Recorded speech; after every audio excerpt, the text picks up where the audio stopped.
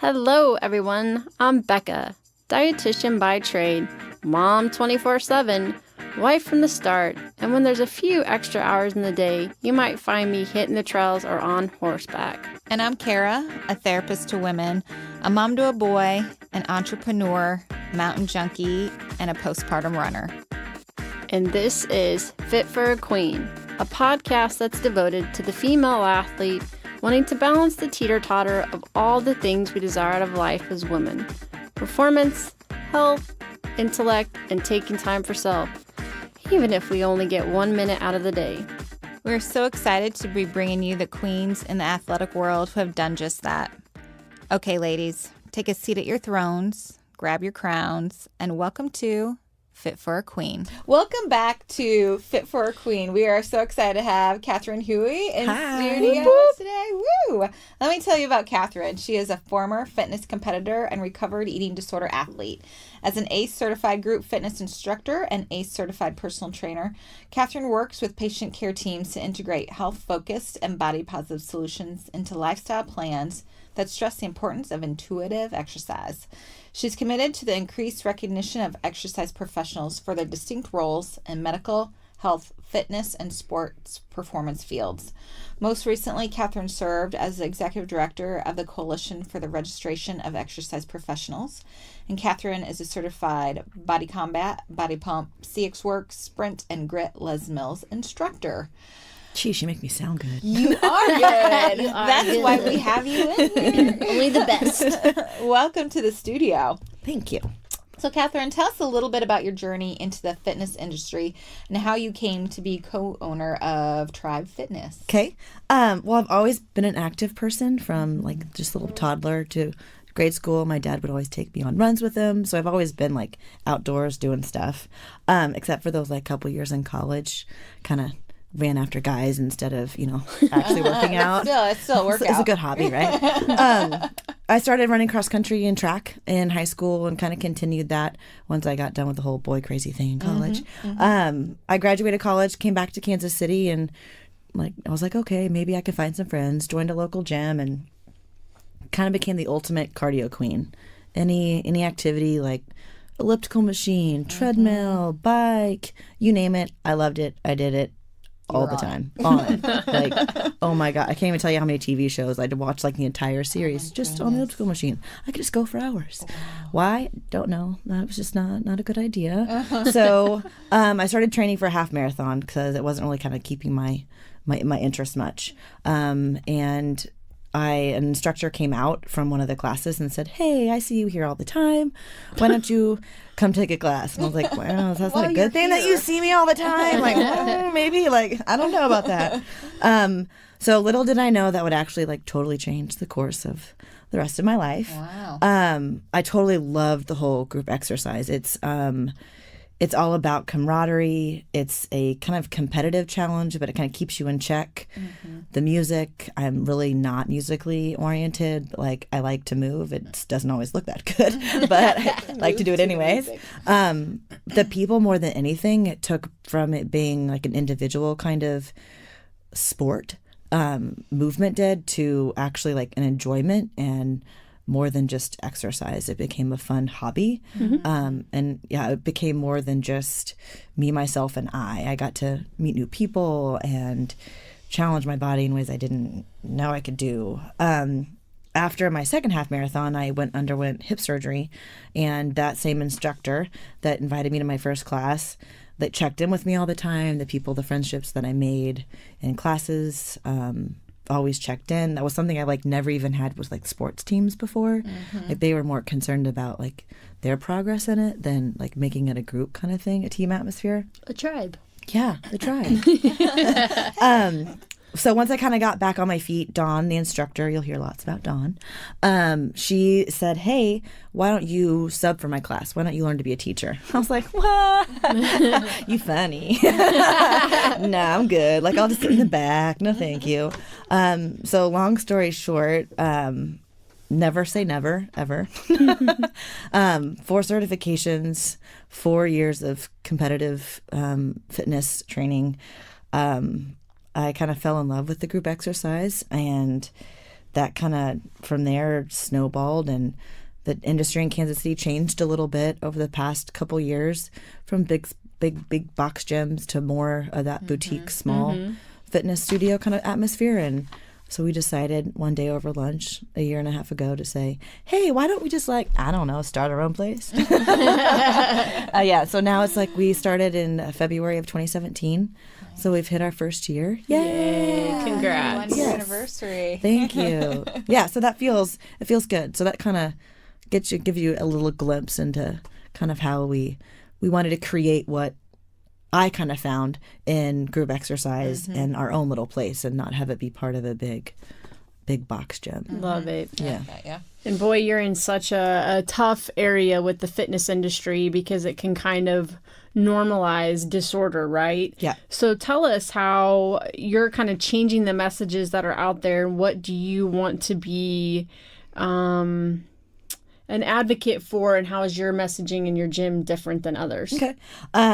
Right now, I think that when you think about a gym, like when you think, okay, like close your eyes and what do you see?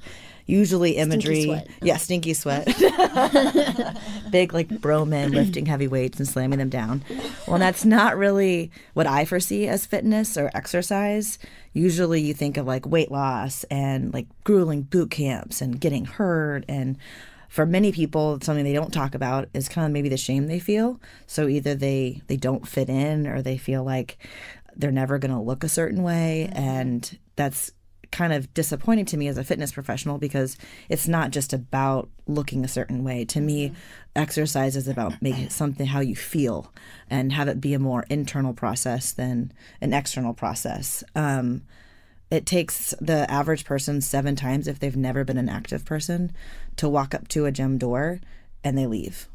Oh. Before they actually walk in. And like, Sure. that's not, to me, that's like heartbreaking. Yeah, it's intimidating. So trying to create a space at One Tribe that really does open it up for everyone, whether you've been active forever, or this is your first time, or maybe you have a very difficult relationship with exercise or with food. But really the imagery and the messages that I feel like you get from a big box gym, whether that be nonverbal or verbal, whatever that constitutes of, it's kind of like an unrealistic. And I think it kind of, in a broader sense, comes down to an industry that maybe has lost its mission, in essence. Their motto isn't changing with the times of what the needs of the needs of the members or needs of everyone is.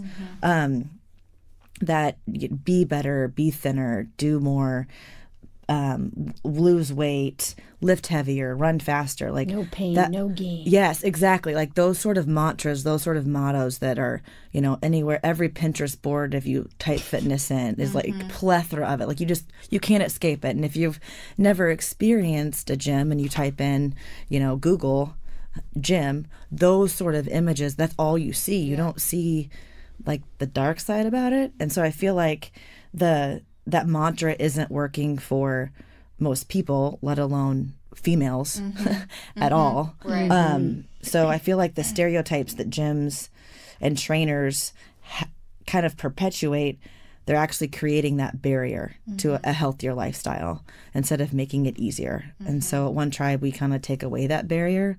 We are body positive, intuitive exercise, intuitive eating, all that sort of stuff that creates a more rounded wellness of an individual, and not just focused on how many reps did you do, man, how much can you lift, or how much did you do more of those, or whatever the CrossFit WOD or workout of the day is. Like that's, you are more in tune to what your body is telling you that day and what it needs, because that could be different from day to day. And so much of the clean eating that you get at gym kind of stuff isn't about listening to your body. It's okay eating the same thing every day at the same time, when it really, today you might need something different than you do tomorrow. Today you did a whole lot more than you normally do, and you're proud of the strength that you feel.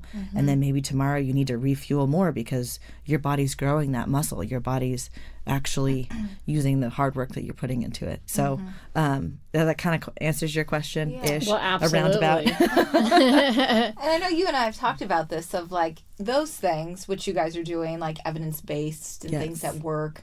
But what is it about the ones, this fitness industry of the clean eating and no pain, no gain? Like, what is, like, drinking the fitness Juice, Kool-Aid, Kool-Aid. the Kool-Aid of, like, we know it's not working, but that is the majority of what the messages are. Like, why is that? They're shaming them into it. Yeah, because I think it's pervasive in everything you see and do. I think it kind of goes back to the even just marketing of anything, whether that be clothing, whether that be new techie headphones.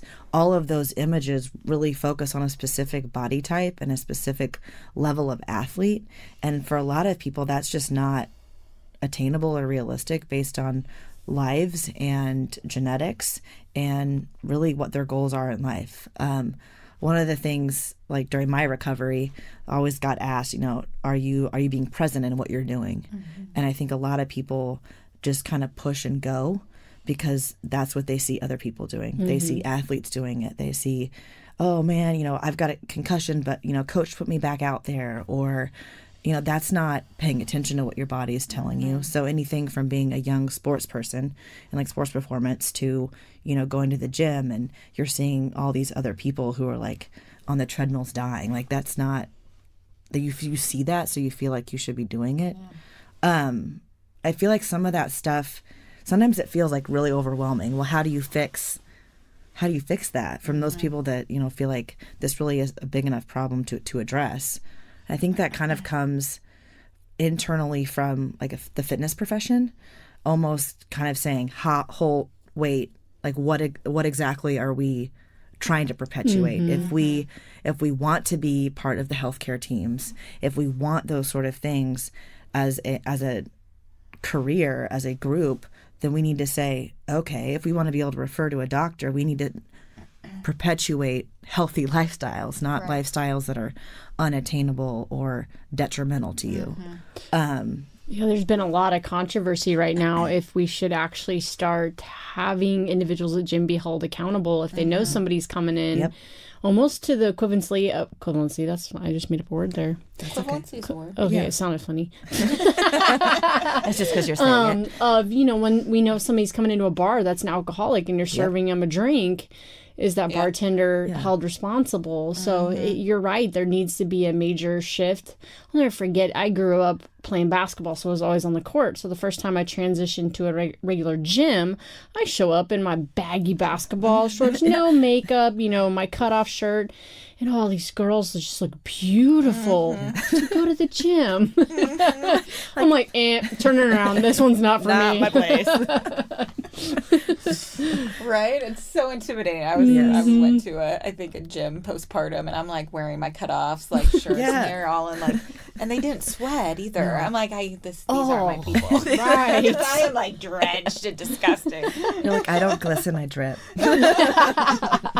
I don't sparkle, it's just wet.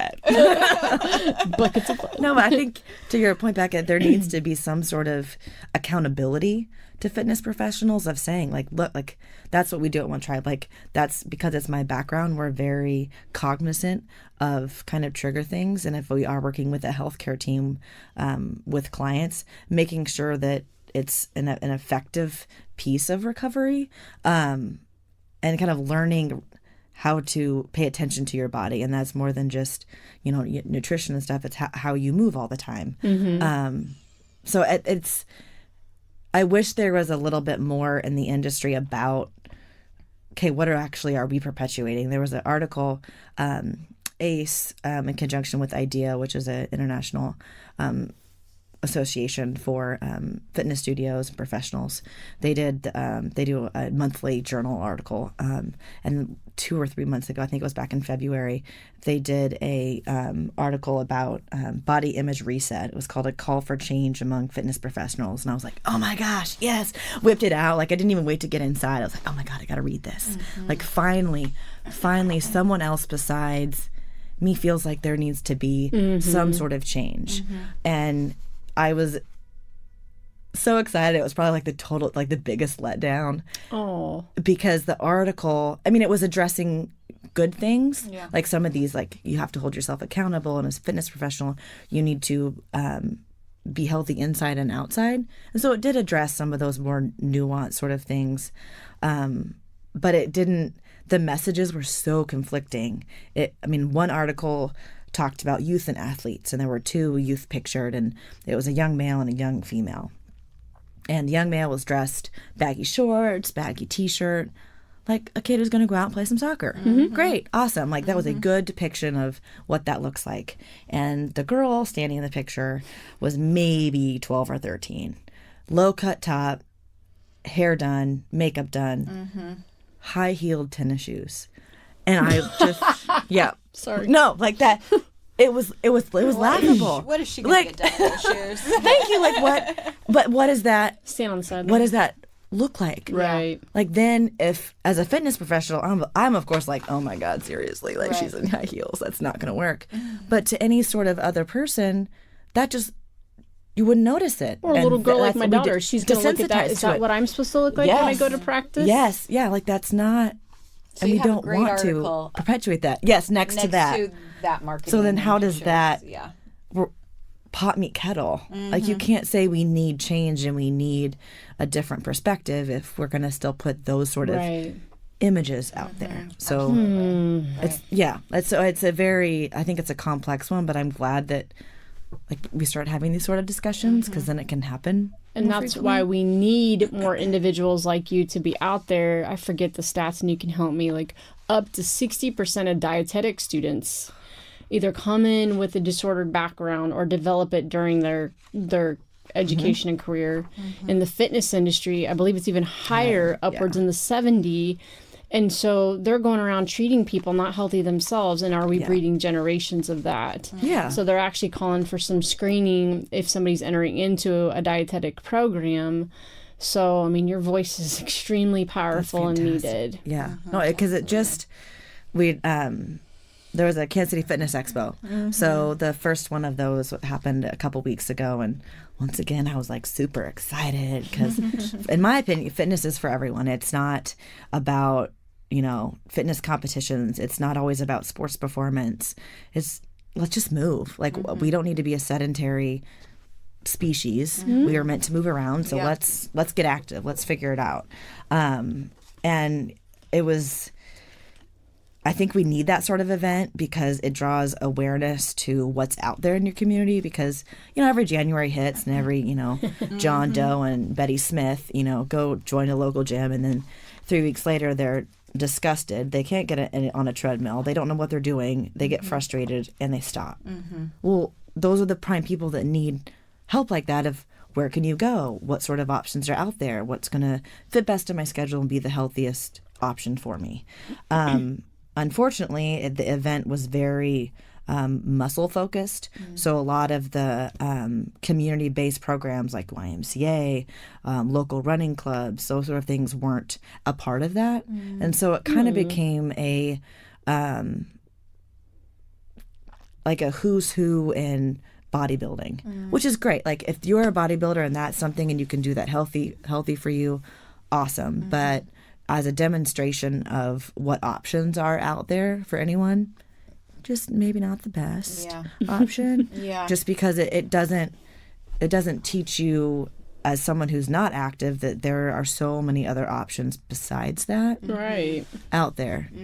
Like it's not very skewed. Very skewed. Yeah. And like there's some organizations and companies like Supplement Superstore and they do a great job. Like they just embracing where you're at and kind of helping you guide it, but those sort of places are really like far and few between. Like sometimes I feel like we're like these two little lone ducks out there like, hey. Like, well, and then had it been your, future or younger self that had walked in there, that little bug in your head that questioned if something was off would have gotten normalized and then you wouldn't have sought the help that you needed at that point and that you probably were trying to get by going somewhere like that. Yes. Yeah, exactly. Like if you wanted to see a different lifestyle, it wasn't there. And those gym stereotypes that we just talked about were like just deafening. Like all of that imagery, all of that was there. Yeah, like you walk in and it's like, well, that's not for me. And then you think movement isn't for you. And it's like an all or nothing. And that's so not what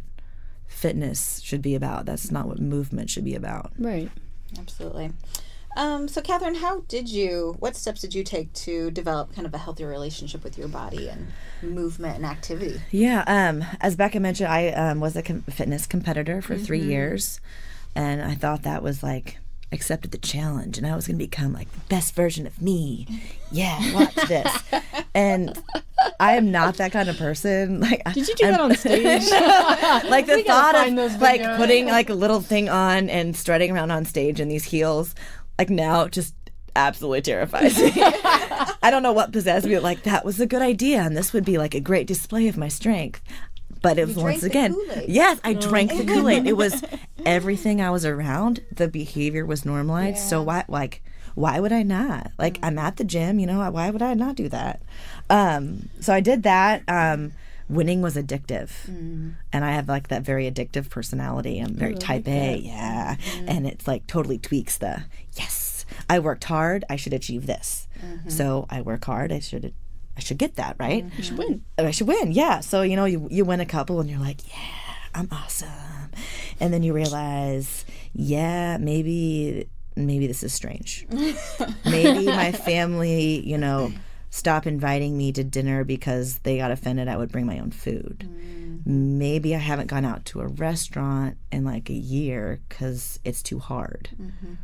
It's like, all right. And my sister...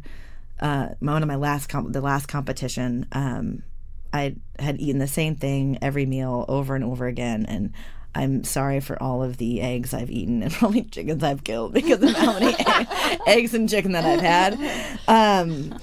I didn't want. So back to my sister, I guess. I never thought I had a problem. Like, it just became normal. Like, I would always be the last one to order at a restaurant because I wanted to see what everyone else got. And, I'd order and say, by the way, I don't need any butter. And that broccoli garlic thing, I just need it steamed. And I'm like, don't put butter in the water because maybe like what? And my might family cross-contaminate. Right, yeah. Like, my family is staring at me like, oh my God, this again? Like, really? Yeah. So my sister refused to come to my last show. And my sister is my twin and my best friend. And I was like, wait, this is not this is not normal. So it kind of made me pause and look and say, okay, what's really going on here? She'd been hospitalized when we were in high school with anorexia. And so she came from a very caring place, one that was not, you have a problem, it needs to be fixed, but it was I'm worried about these behaviors that I'm seeing. I'm not certain this is like going to benefit you in the long term. It may feel good right now, but in a couple of years, where do you want to be? So she kind of reframed I need to win now. I need to do this. And I didn't want to admit that I was like that. So it took a while to say, hey, like, I do want my friends. I do want to be around my family and not feel, because it's those people that are there in the end. It's your friends and it's your family. And if you're not present with them, then you miss all that. And, my trainer and the people I trained with, they weren't there. It were the people from class that cared about balance and cared about you as a person and not just how much you could lift or if you won or if you didn't win. But turns out that, disordered eating comes in many different shapes and sizes. And when you least expect it, I worked hard for 2 years in therapy on a weekly basis. Poor Becca probably knows way more about me than she ever should want to know about me. But I think it helped me like work on becoming that better version of myself. And you think that's going to come from 1 more pound. Yeah. 1 more percentage body fat, 1 more rep, 1 more set, 1 more workout, 1 more minute. And it isn't about that. It's kind of becoming true to who you are and what your capabilities are. And it isn't about clean eating and brutal workouts. It's about fueling your body for what you need to get done, and not because someone's telling you to stay within your macros, because that may not be what you need. Right. Yeah. And that may not fit for life that day, especially Yeah. if it's a birthday dinner or something. Yeah, like you should be present with that. Yeah. Yeah. Like Catherine had last week. Yeah. Thanks. Now I'm officially old. But it's like, but for the same token, I love and hate Facebook all at the same time. But, those memories that come up and they're like, 3 years ago and it's my 30th birthday. And I'm like, oh my God. And I look back and I'm like, not there. And I remember being super stressed out that we were going to dinner and we were going to this really nice restaurant. And my mom had worked really hard to get a surprise together. And I was going to have to eat everything that was in front of me and everything that came. And that nearly just made it impossible to enjoy. Yeah. And now it's like she had us over for dinner and I'm like, bring it on. Is that all the cupcakes you got, Mom? You might need more. It feels I'm more me. Yeah. Yeah. So it's been a road, but a road worth every down and every up. Without a doubt. Oh. Yeah. Wow. And I'm gonna look at Becca and she'll make me cry. I just love you. Me too. Says so much for your journey and your story and helping others too that are trying to find their place and their spot. So And I've been to her gym and just watching the group of, it's not all women too. She's got men that are there and they're all laughing and they call each other family and they meet for events. You can tell that it's not just, like I used to say, gyms were meat markets. Well, for them, it's a meat market. It's meeting friends and family. Yeah, not, exactly. Yeah. So how are you guys a bit different then? Yeah. Like Becca said, it's a fit family. When you come in, we know who you are. I may mispronounce your name, or I may say, "Hey, I know who you are," and then I'll get your name right. But really, it's about all body positive imagery, kind of redefining fitness and what that actually looks like, and how more than what it looks like, it's how it feels. It's healthy as a journey that looks different for absolutely everybody, because your journey's different than yours, Becca, and Karen. Everyone's different, and so what that looks like is going to be different. So our goal is to support our members where they're at and whatever goals they may have, but we don't have scales. If you ask, if you ask me for it, I'm probably going to drill you as to why you want to be on it. And then I get laser eyes from some people, and I was like, no, there's not. How do you feel? Do you feel good? Do you not feel good? That shouldn't, your mentality that day shouldn't be focused or tied to some arbitrary gravitational pull on a scale that it should be okay, are you healthy or are you not healthy? It shouldn't be a weight factor. Yeah, the number factor. We don't focus on the external, so you'll hear a lot of cues that are more power building than, oh, get your six pack. Yeah. No, do you feel stronger? Do you feel your muscles contracting? Those sort of things that get you more in tune with what your body's actually doing instead of what you want it to look like at some point. I guess it's focus on the feels. Are you using proper form? Are you using movement in the proper doses? Are you fueling your body to help with that? Let's say you are really busy today and you skip lunch. Well, about halfway through your workout, you're going to feel real not good. Yeah. And at that point, it's adios. I will tell you to leave. Please stop. See you tomorrow. Yeah. Because your body's not going to get what it needs to if you're not paying attention to those things. Exactly. So, and fueling your body and how it helps inside out. It's not always just about the physical, it's about the emotional journey of that. And there's a lot of that. I always feel some of the most breakthrough moments I had in my own recovery. I teach BODYCOMBAT, and it's a mixed martial arts class, and there were a lot of days that Ed was standing there and I could just wail on it, and for me it was not only a physical release but an emotional release that I was actually fighting for who I wanted to be.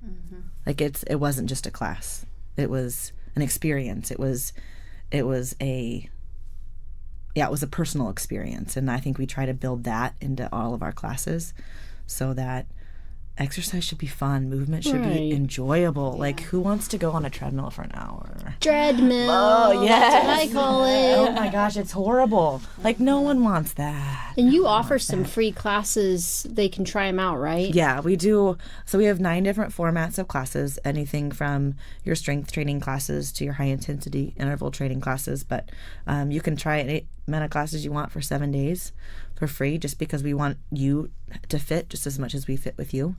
That way you kind of get an idea of who the regulars are and if you're in their spot or not, because that matters. It's like church. Yeah. Get on my pew.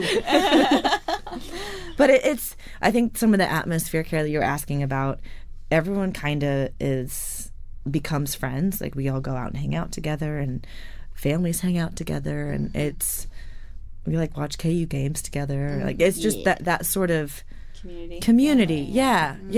And it's not, I checked in and the guy at the front doesn't know my name, and you go to some gym and they sit you down with that fitness consultant, which I don't even like that phrase, and they've got the piece of paper and they're just like basically check marking off what things they have to ask you, and they're like, how can we help you start your fitness journey? And you're like, yeah, this isn't the start. Like, no. So it's like there's so many people that I've tried or I've not tried, and so it's trying to figure out and be that open place. Like, we just, no topics off limits, and we're goofy. I'm a goofy person. I make fun of myself every day. So if you're not laughing and having fun, you won't like it. So if you don't like having fun, it's not for us. It's not for you. I love that you're like encouraging this connection to body. Like exercise and disordered eating is so disconnected. But we're like, okay, what is your body doing? How are you feeling today? What muscles are you using? And that's practice that we're not. I mean, we're such a disconnected from our body society. Right. Oh, yeah. Yeah. So that is like very new and different. Like, I don't know. What is my body doing right now? How am I feeling? Like, I'm just surviving the day, right? But that takes practice. Yeah, like, really. It teaches you to like check in. And one of the things that I like about the class formats that we have, it's called Smart Start, and that's kind of how we approach it. So whether you are been moving for a long time or you're just kind of getting back into it or never done it before, we at every point, every like about 3 to 5 minutes in a class, we like check in. How you doing? How you feeling? Anything going not right? And then usually if it's someone who hasn't been active, or I'm working with them on a 1-by-1 kind of basis, like halfway through class, see you later. Like, just because a class is 60 minutes doesn't mean that's what you need. So when did that become a thing? I wish I could sneak out of like an hour and a half yoga. Like, who can do yoga for what? an hour and a half? Thank you. Who wants to do yoga for an hour and a half? I usually either fall asleep or I get distracted and like, whoops, we're in a different pose now. Yeah. Oh. Can I bring my Post-it note next to my yoga mat just in case I remember something I got to do later? Right. It's not that I've ever done that. It can be so long, I can't do it.